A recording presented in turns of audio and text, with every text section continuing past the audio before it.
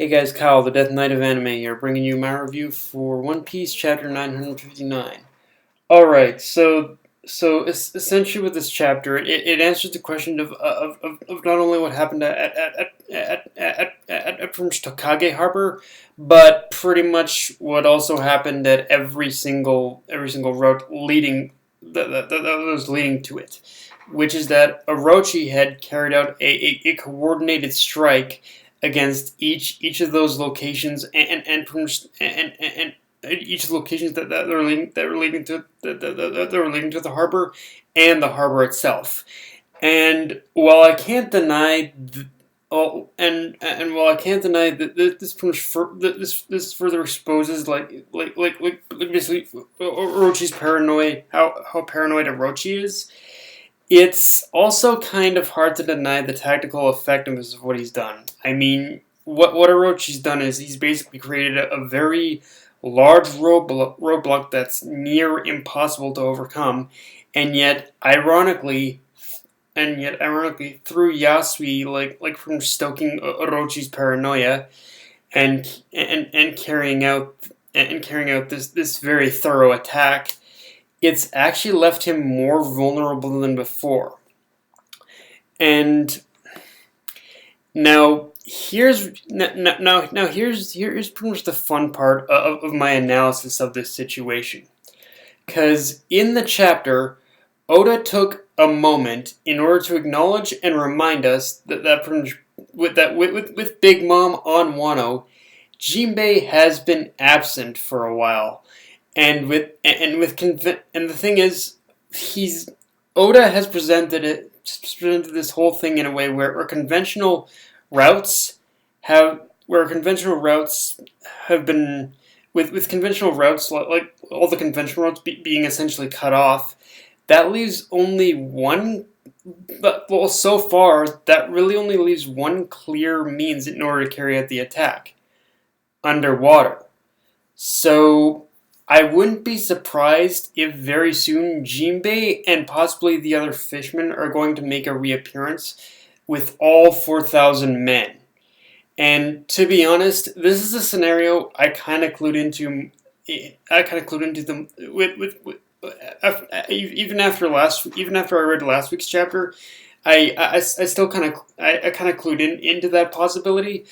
And the more I thought about it, and the more I thought about the implications of last week's chapter, definitely the more it started to make a lot more sense because and what really confirmed it for me is when we see Orochi's men from carrying out the pretty much attack on the Sunny. Like when that happens, Oda cuts away to like a pretty much long shot or a far away shot or far away like panel of and pretty much shows it in a way where it looks like the explosion is actually covering something. So yeah, that it's so pretty much that pretty much alone of Oda pretty much not even showing us like the destruction of the Sunny, the proper destruction of the Sunny. That alone is already like a big tip off that. Yeah, I think it's more than pretty much between like pretty much him reminding us that Jinbei is still absent, and this. I think it's more than obvious that pretty much Jinbei and the fishmen are going to come back in some form or fashion. And while pretty much anything or anyone could have saved the Sunny, what really pushed me firmly towards Jinbei is that going back to Yasui's warning and how that's like fueled Orochi's actions up to this point, it really showcases the problem with Wano being so isolated from the rest of the world in the sense where Orochi's only focused on the current threats and not considered who pretty much else is allied with Luffy. And part of that is also comes from the fact that as informed as Orochi claims to be, the fact that he hasn't done like a proper look into what Luffy's done up to this point, he just tells us that pretty much the cracks are starting to show. And oh, wait a minute. Okay, so I okay, so just pretty much with me pretty much saying that one line of the fact that pretty much Orochi hasn't hasn't hasn't probably looked into what Luffy's been doing. That just opened up another possibility. Like I'm still kind of believing that pretty much in some form or fashion that pretty much Jinbei and the Fishmen are going to be revealed extremely soon.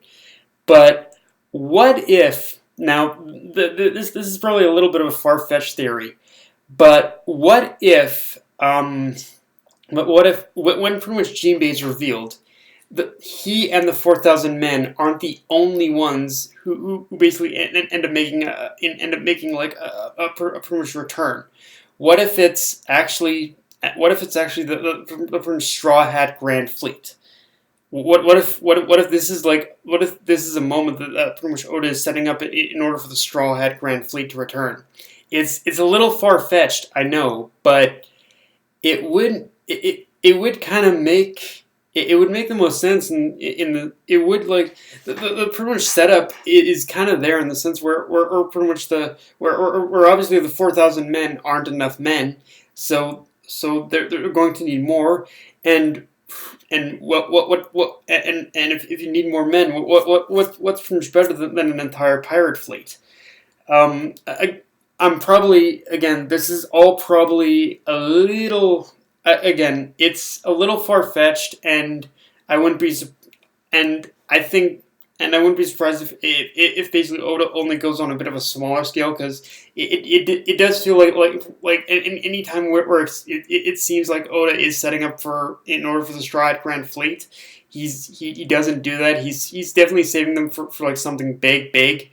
So I don't know if this is that moment specifically, but if it does, I wouldn't be surprised either. But yeah, so for right now, I'm fighting between these two extremes as to whether or not he's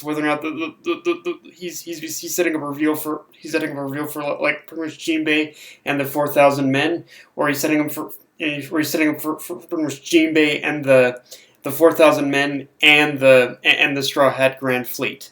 I guess at this point, I'll leave you guys to kind of pick one or the other as to which one it is. But I'm kind of right now. I'm kind of on this balancing act between either or. I think like Jinbei showing up with just the 4,000 men is the more likely scenario. But yeah, just tell me what you guys think about that one for sure. But either way, I think it is clear as day that pretty much Jinbei is going to show up, and yeah, just like pretty much like with pretty much Orochi, he's pretty much put himself in this situation where he really cannot just he pretty much just can't like fucking or he's just let himself. He's just put himself in this very vulnerable either way. He's put himself in this very vulnerable situation where something big is gonna happen. Where once the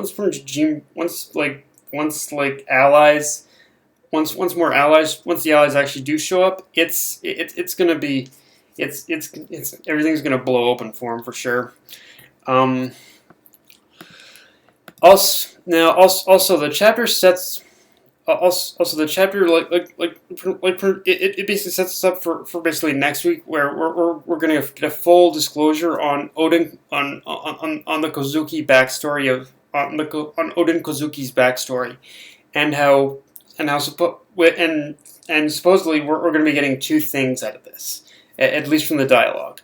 We're gonna get how Odin had basically formed the like Reds had formed the Red Scabbards and brought them on as his retainers, and the other thing is that we're also going to get the full reveal of how Odin of what transpired of the events of what transpired with basically Odin either failing or succeeding in opening up the borders, and what and how, or just how specifically the from Odin's whole desire in order to open one of those borders transpired, because because that in itself, like the whole since like a couple chapters back, like with Odin's promise of wanting to open the borders. That's like Odin's big, that was Odin's big dream.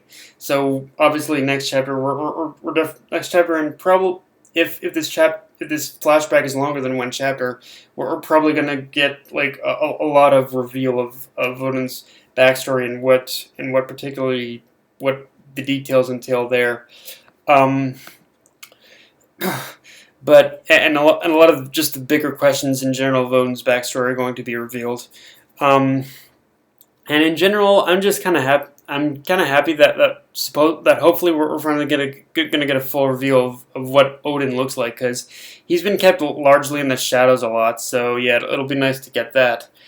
Um, now the chapter gives us a pretty interesting reveal, but like from showing us that from O-Tsuru is actually Kinemon's wife. And it's one of those things where the atmosphere and her confronting Hold'em, it tells me she's essentially a dead woman walking. But at the same time, I do have a hard time believing Oda would kill her off so soon upon actually giving us that reveal. So I'm not fully believing not fully believing she's gonna die until it actually happens. But yeah, I don't know. I don't want to. It's one of those things where I don't want to believe Oda's gonna kill her yet, but I don't know. It's still kind of going in that direction, so I don't know.